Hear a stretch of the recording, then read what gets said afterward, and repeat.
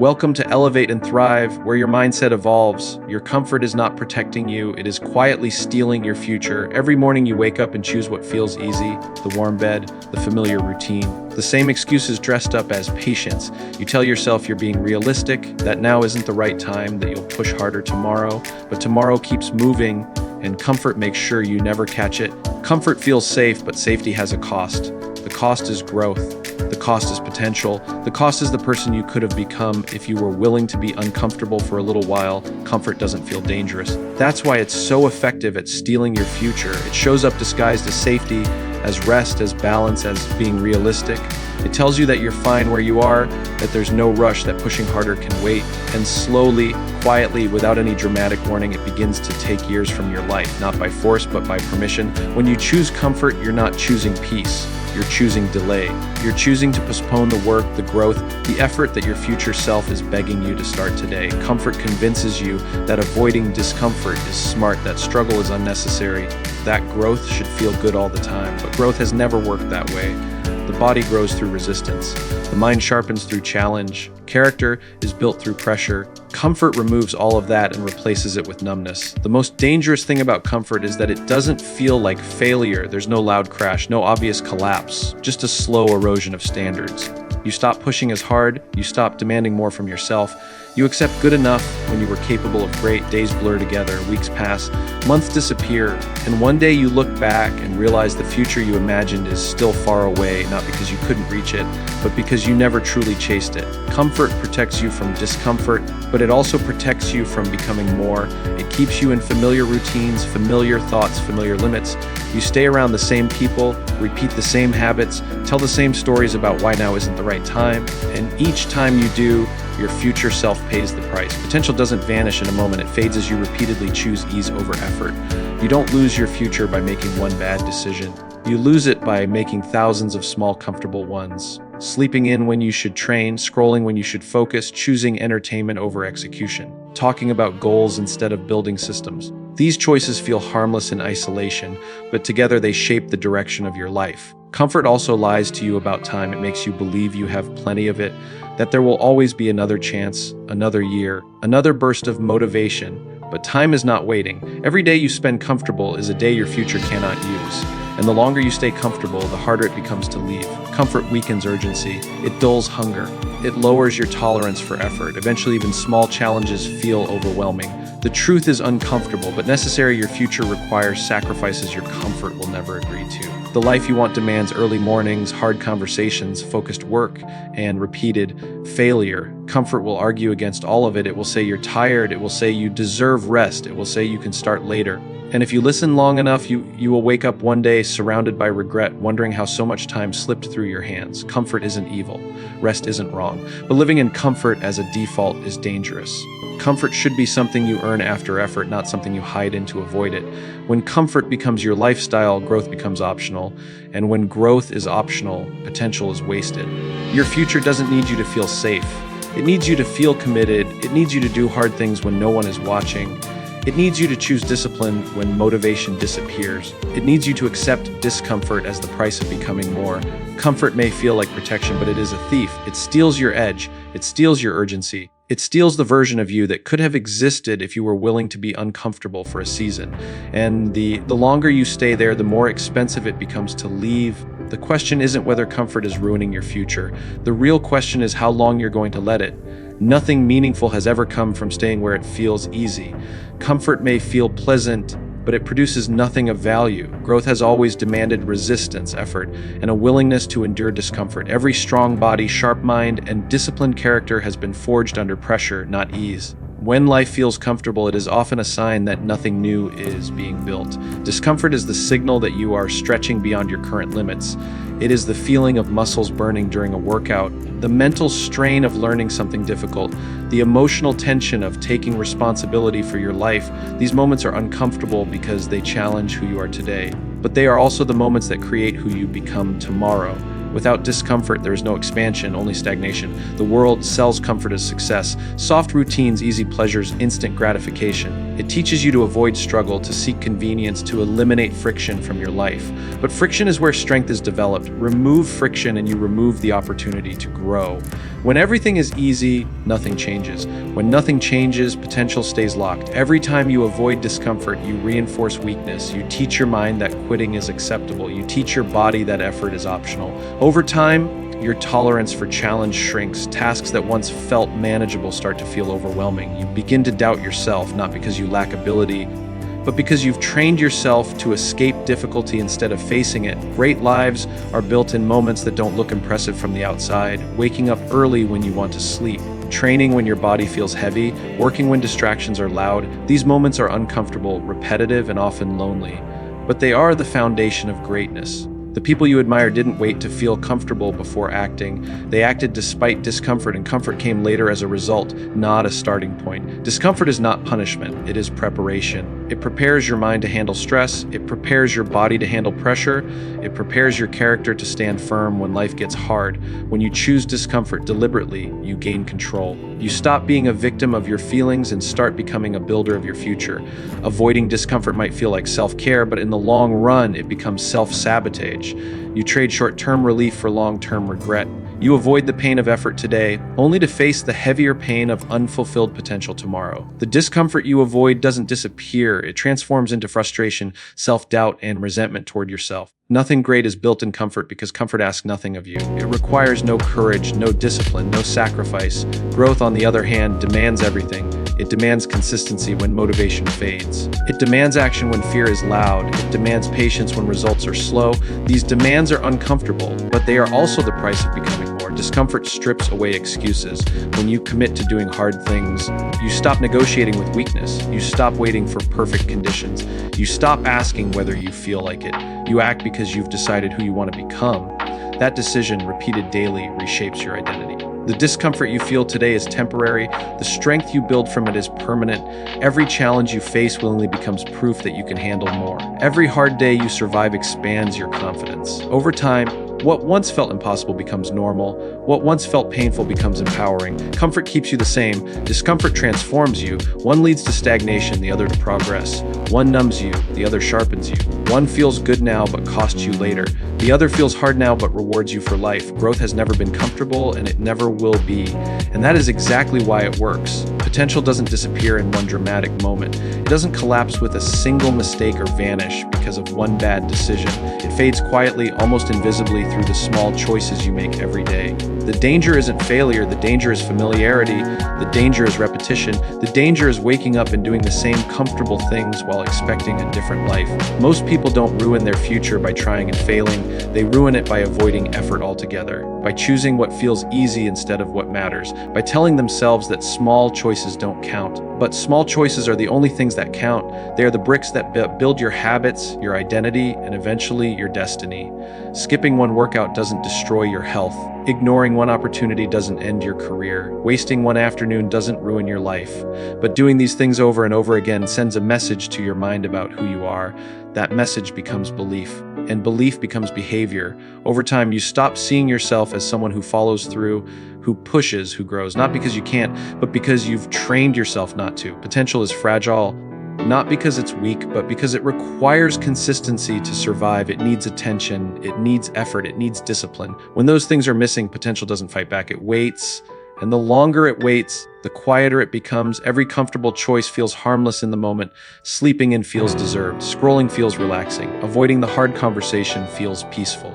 But each time you choose comfort, you reinforce delay, you push progress a little further away, you convince yourself that tomorrow will be different without doing anything different today. Time doesn't punish you for big failures as much as it punishes you for inaction. Years pass whether you grow or not, life keeps moving whether you participate or watch from the sidelines.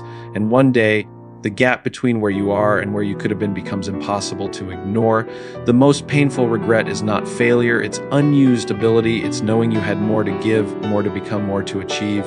But you never demanded it from yourself. That regret is built slowly, day by day, through missed chances and lowered standards.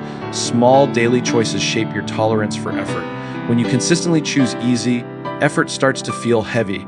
Discipline starts to feel extreme. Focus starts to feel exhausting. You begin to believe that you're not capable, when in reality, you've just been avoiding the training that capability requires. The opposite is also true. Small disciplined choices build strength. Quietly waking up a little earlier, doing the work when no one is watching, finishing what you start. These actions don't feel heroic. They don't give instant rewards, but they compound, and over time they create momentum that feels unstoppable. Potential isn't lost in chaos, it's lost in comfort, it's lost in routine without intention. It's lost when days blend together and effort becomes optional. You don't wake up one morning without potential. You wake up one morning realizing you never used it. The future you imagine is not built by motivation alone, it's built by habits. And habits are nothing more than repeated choices. Each choice either moves you closer to your potential or further away from it. There is no neutral. You don't need to make massive changes overnight. You need to make better choices consistently. You need to stop underestimating the power of small actions done daily, because those actions are shaping your life whether you acknowledge them or not. Potential is always watching, waiting to see what you choose when no one is forcing you, waiting to see if you'll act without applause, waiting to see if you'll honor it with discipline or let it fade through neglect. Every day, you are either protecting your potential or slowly giving it away. Motivation is one of the most misunderstood ideas in personal growth. People wait for it as if it's a signal, a spark that suddenly appears and pushes them into action. They tell themselves that once they feel motivated, everything will change. But motivation is unreliable. It comes and goes based on mood, energy, and circumstances. If your progress depends on motivation, your progress will always be inconsistent. What most people call a lack of motivation is actually a lack of pressure. Pressure creates urgency. Pressure forces focus. Pressure removes the option to drift. When there is no pressure, comfort takes over. Days stretch out. Priorities blur. You start doing what feels good instead of what matters. Without pressure, there is no reason to act now, so everything gets postponed. Discipline is what replaces motivation when motivation disappears. Discipline is not excitement, it is commitment. It is doing what needs to be done even when every part of you resists. It is showing up when no one is watching. It is following through when the results are slow and the rewards are distant. Pressure sharpens discipline. Deadlines, standards, structure, and accountability force you to move. When pressure is removed, discipline weakens. That's why people perform better when expectations are clear and consequences exist. Without pressure, your mind negotiates. It looks for shortcuts. It convinces you that tomorrow is safer than today. You don't rise to the level of your motivation. You fall to the level of your discipline. When pressure is present, discipline becomes non-negotiable. You stop asking how you feel, you act because you must. And through that action, confidence is built. People who appear highly motivated are often simply highly structured. They have routines that eliminate decision-making. They don't wait for inspiration. They rely on systems. Systems create pressure automatically. Wake-up times, training schedules, work blocks, clear goals, clear standards. These remove excuses and force consistency. Without pressure, potential stays dormant. Pressure forces you to use what you have. It reveals capability you didn't know existed. When you're pushed, you adapt. When you're challenged, you grow. When you're uncomfortable, you become resourceful. Pressure is not the enemy. It is the catalyst. The absence of pressure leads to distraction. When nothing demands your attention, everything competes for it. Phones, entertainment, comfort, noise. Discipline cannot survive in chaos without structure. Pressure creates boundaries. It tells you what matters now. Discipline is built through repetition under pressure. Every time you act despite resistance, you strengthen your identity. You stop seeing yourself as someone who needs motivation. You become someone who executes. That shift changes everything. Waiting for motivation keeps you stuck in cycles. You start strong, fade fast, and repeat. Discipline breaks the cycle. Pressure sustains effort. When motivation fades, it turns action into habit and habit into identity. You don't need more inspiration. You need fewer options. You need standards that force you to act. You need structure that removes escape routes. When pressure is applied correctly, it doesn't crush you, it shapes you. Motivation makes you feel good. Discipline makes you effective. Pressure makes discipline inevitable, and effectiveness repeated daily is what builds the life you want. When you stop waiting to feel motivated and start operating under discipline and pressure, progress stops being emotional and starts being inevitable. Discomfort is where most people turn back, but it is also where strength is created. The moment things start to feel hard, the moment your body resists, your mind complains and fear begins to speak, that is not a sign that something is wrong. That is a sign that something important is happening. Discomfort is the border between who you are and who you could become. Confidence is not something you are born with. It is not a personality trait reserved for a few lucky people. Confidence is built through evidence, and evidence only comes from action taken under pressure. Every time you face something uncomfortable and survive it, your mind records proof. Proof that you can handle difficulty, proof that you don't break when things get hard, proof that you are capable of more than you thought. Most people avoid discomfort because they think it will damage them. In reality, avoiding discomfort damages them far more. It keeps them fragile. It keeps them dependent on perfect conditions. It keeps them fearful of effort and challenge. When you constantly escape discomfort, you train yourself to be weak in moments that demand strength. Discomfort forces adaptation. When you are uncomfortable, your mind looks for solutions, your body looks for efficiency, your character is tested. This is how resilience is built. This is how mental toughness forms, not through ease, but through exposure to difficulty. Every time you do something hard voluntarily, you reclaim control over your life. You stop being ruled by emotions and start being guided by decisions. That shift alone builds confidence. You begin to trust yourself, not because things are easy, but because you know you can handle them when they're not. Strength is not built in moments of comfort. It is built when your legs feel heavy, when your mind wants to quit, when excuses feel reasonable but you act anyway. Those moments are invisible to others, but they define you. They stack quietly day after day, turning discomfort into familiarity. Discomfort also removes illusion. It shows you who you really are. When things are easy, anyone can feel capable. When things are hard, truth appears. And once you face that truth, you can work with it. You can sharpen weaknesses. You can raise standards. You can grow intentionally. Fear lives comfortably in avoidance. The more you avoid what scares you, the bigger it becomes. Discomfort shrinks fear. Each time you step into it, fear loses power. What once felt overwhelming becomes manageable. What once felt impossible becomes routine. Confidence grows when you keep promises to yourself under discomfort.